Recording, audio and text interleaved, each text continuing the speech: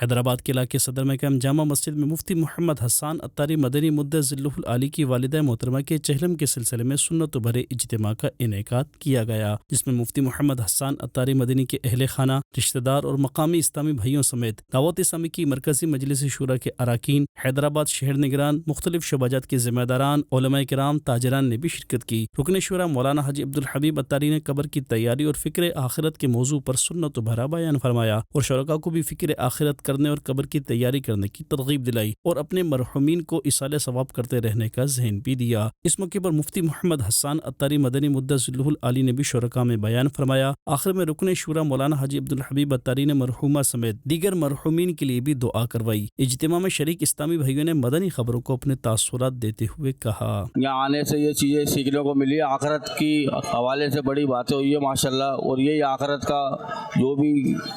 جو بھی باتیں ہوئی ہے آخرت کے حوالے سے ہوئی ہے۔ عبدالحبیب عطاری کا بیان سنا تو مجھے آخرت کی فکر ہوئی اور موت کی فکر ہوئی، اور انہوں نے یہ بھی بتایا کہ موت کو کیوں یاد کرنا چاہیے، آخرت کو کیوں یاد کرنا چاہیے۔ انشاءاللہ تعالیٰ ایسے پروگرام ہم ہر 2 مہینے میں کیا کریں گے۔ اجتماع کے اختتام پر ذمہ داران نے شرکاء میں امیر اہل سنت دامت برکاتہم العالیہ کی جانب سے اس ہفتے عطا کردہ رسالہ علم دین کے فضائل تقسیم کیا۔